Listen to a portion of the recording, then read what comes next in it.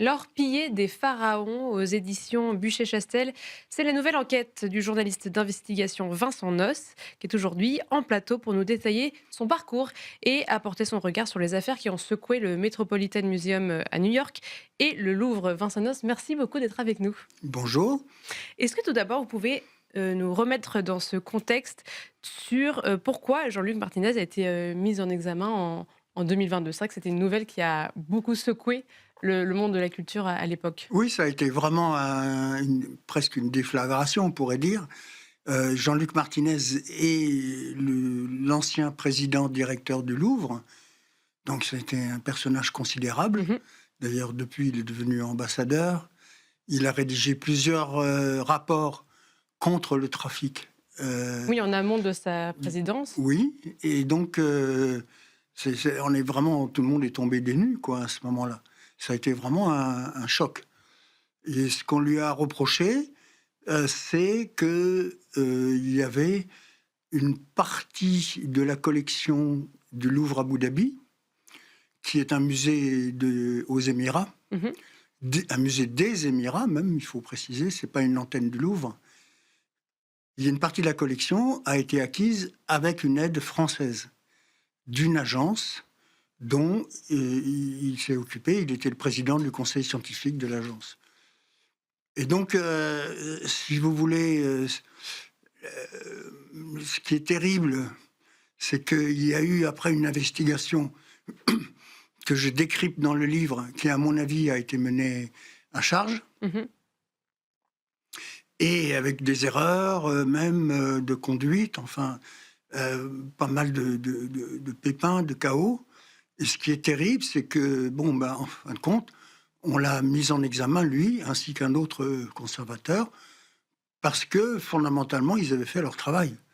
C'est-à-dire qu'ils avaient contribué à trouver des œuvres, rechercher les historiques, rechercher si elles étaient authentiques, si elles valaient bien l'argent qu'on dépensait, enfin, etc., quoi. Oui, parce que ce qui lui est reproché au départ, pourquoi est-ce qu'il rentre, vous le décrivez, c'est la première scène du livre, il rentre dans les bureaux de l'OCBC, on procède à un interrogatoire, parce que il aurait fait preuve de négligence sur l'achat, l'acquisition d'œuvres d'art qui se seraient retrouvées au Louvre Abu Dhabi. Voilà, donc l'OCBC, c'est l'Office central de lutte contre le trafic des biens culturels. Donc c'est la police de l'art, en gros. Mhm. Hein. Et c'est un très, très bon organisme qui a fait des choses épatantes, enfin, avec des gens qui sont formidables, etc. En l'occurrence, à mon avis, ils se sont un peu trompés et ils ont ciblé notamment, enfin, ils ont ciblé non seulement, disons, des gens qui sont vraiment fortement suspectés d'être des bandits, si on veut, des trafiquants, bon, après tout, ils sont encore considérés comme innocents, disons, pour le moment, en attendant d'un procès, mais aussi des égyptologues, des conservateurs, donc ils s'en sont pris aussi, je dirais, aux hommes de science et aux hommes de l'art. Et alors effectivement, en leur reprochant de ne pas avoir vu que les documents étaient falsifiés. Ceci dit, c'est pas très facile. Moi-même, j'ai eu ces documents en main. J'en ai eu un certain nombre. Et alors, vous avez une feuille transparente tapée dans une vieille machine à écrire en allemand, en arabe, en anglais, en français, avec des dates, une facture de galerie du Caire datée des années 1930. Mhm. La galerie, elle n'existe plus, il n'y a pas d'archives, enfin. Bon, c'est pas du tout évident, disons, ça saute pas aux yeux. Hein. Parce que pour vous, les conservateurs n'auraient pas cette responsabilité-là? Alors, les conservateurs ont cette responsabilité, absolument, hein, et ils l'assument. Le problème, c'est que là, ils se sont fait tromper par des gens qui ont monté des faux historiques avec des tas de factures de marchands d'art, de transport, des témoignages, des attestations, et des documents d'exportation, évidemment, qui sont très importants, qui en fait ont été falsifiés. Et j'imagine que tout le problème repose justement sur ces documents qui, surtout à une certaine époque, on peut très facilement en fait faire défaut. Aujourd'hui, il y a beaucoup de choses qui sont certifiables à l'heure du digital, etc. À l'époque, j'imagine que créer un tampon qui soit faux, c'est Alors, faisable. ça c'est évidemment une des grandes peurs qu'on doit avoir avec l'intelligence artificielle, c'est que ça va devenir plus facile, Encore plus. encore plus facile, de faire des faux. C'était pas si facile que ça. Et en D'accord. l'occurrence, l'opération a été très bien montée. En fait, ce qui se passe au départ, c'est que vous avez une famille d'antiquaires qui vivait au Caire, qui s'appelle les Simoniennes, Mhm.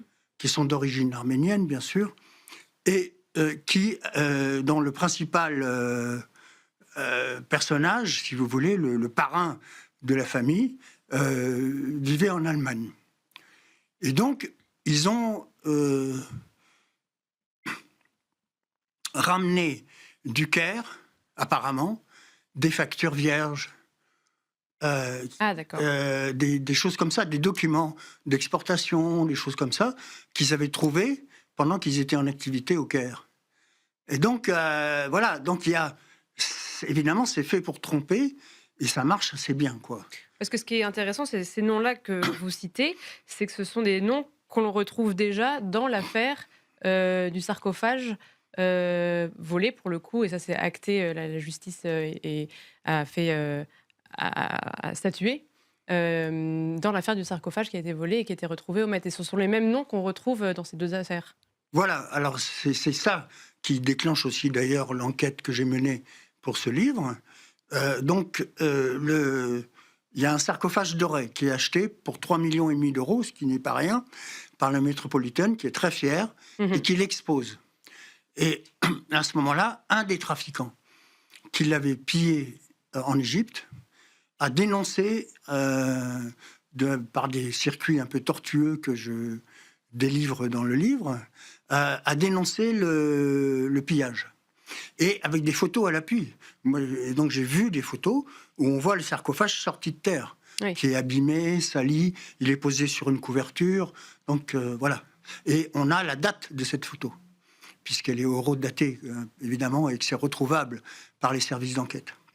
Et donc, à ce moment-là, on s'aperçoit que le vendeur de ce sarcophage est un certain Kunicki, Christophe Kunicki, qui est un expert très bien établi sur la place parisienne, un très bon expert d'ailleurs, il faut le dire, et c'est lui qui l'a vendu au Metropolitan. Et à ce moment-là, moi, je m'aperçois qu'il a aussi vendu un certain nombre d'objets au Louvre Abu Dhabi, qui sont les objets en question qui sont mis en cause en France. Et donc, voilà, donc je me dis, là, il y a un problème. Et c'est là qu'on s'aperçoit que ces objets aussi ont pu être pillés, et donc que toute l'enquête, à ce moment-là, s'emballe, si on veut. Où est-ce qu'on en est aujourd'hui de l'enquête sur le sujet du Louvre, Oui. plutôt? Alors, la difficulté de cette enquête, c'est que elle accuse des conservateurs sur la foi de renseignements que nous avons aujourd'hui. Mais quand ils ont acheté les œuvres, ces renseignements, on ne les avait pas. On ne savait pas que Christophe Kunicki était un expert problématique. On ne savait pas que les factures pouvaient être falsifiées. Il n'y avait aucun doute, il n'y avait pas de problème. C'est seulement des années après qu'on a su que... Donc c'est là qu'il y a, à mon avis, une erreur temporelle gravissime de la part des enquêteurs qui superposent l'un et l'autre. Et malheureusement, il y a certains journaux qui sont rentrés dans la boucle et qui ont dit la même chose, qui les ont accusés d'avoir acheté les œuvres, ou fait acheter les œuvres par les Émiratis, plus exactement, Oui. d'avoir fait acheter les œuvres en connaissance de cause, en sachant qu'elles pouvaient avoir été pillées, ce qui n'a aucun sens. Pourquoi le président du Louvre ferait ça? Ça n'a vraiment aucun sens. Alors maintenant, le dossier, il est en fouille. Pour l'instant, il est toujours entre les mains Voilà, de la il a justice. changé de juge d'instruction, D'accord. et il est là, sur la pile, qui est une grosse pile, je peux vous dire. Il y a des juges d'instruction qui ont une centaine de dossiers à traiter en même temps. Donc vous imaginez.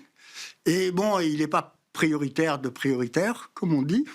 Et donc, il est tout au fond de la pile. Il n'y a pratiquement pas d'audition. Il n'y a pas d'enquête. Normalement, l'enquête, elle est à peu près bouclée maintenant. Et donc, c'est une affaire qui s'enlise comme ça, ce qui est terrible. À suivre. Et il nous reste une grosse minute. Est-ce que ce genre de choses, aujourd'hui, ça pourrait encore se passer, notamment depuis la loi du 28 juin dernier, qui apporte un cadre un peu plus structuré à l'importation d'œuvres d'art en Europe? Est-ce que ce genre de choses, ça pourrait encore se faire, vu les garde-fous qui sont mis aujourd'hui? Ça peut toujours arriver, il n'y a pas de risque zéro. Maintenant, ce qui est vrai, c'est qu'il y a de plus en plus de précautions qui sont prises. Les gens, ils apprennent quand même, et ils prennent conscience. Et il y a, dans le marché de l'art, puisque votre émission porte sur le marché de l'art, notamment, mais aussi dans les musées, une conscience de plus en plus forte des risques et des précautions à prendre, notamment pour vérifier les historiques et les documents même. Et ce qui est intéressant avec votre livre, c'est que justement, on voit vraiment tout le fourmillement, le nombre d'intermédiaires qu'il y a entre une œuvre d'art et jusqu'au moment où ça arrive dans un musée. Justement, peut-être que ça, on prend conscience qu'il faut peut-être être peut-être plus direct entre l'œuvre et son acquisition. Euh, oui, mais enfin bon, le trafic, c'est comme ça qu'il est fait, hein. C'est-à-dire au départ, vous avez quelqu'un qui gagne pas grand-chose d'ailleurs, hein, quelques milliers d'euros, hein, qui déterre quelque chose ou qui fouille, ou même un paysan qui trouve un objet. Après, ça va à des trafiquants, des vrais gangsters, hein, qui sont notamment implantés en Europe de l'Est, en Europe centrale, etc., hein, et qui sont des gens assez dangereux. Bon, et après, ça remonte, et puis ça remonte, et à un moment donné, ça peut rentrer dans le marché légal. C'est assez rare, mais pour des pièces de belle qualité et assez chères. Et à ce moment-là, elles sont blanchies, elles sont lavées, et on a oublié que... Et malheureusement, très longtemps, le marché de l'art, et même les musées d'ailleurs, mais surtout le marché de l'art, n'a pas vérifié les origines suffisamment. Et donc, c'est ça aussi, c'est le comportement qu'il faut changer, c'est sûr. En tout cas, tout est bien détaillé dans votre livre L'or pillé des pharaons. Merci beaucoup, Vincent Noce. Je rappelle que vous êtes journaliste, enquêteur. Et merci à vous toutes et tous de nous avoir suivis. C'était Art et Marché. Merci à vous.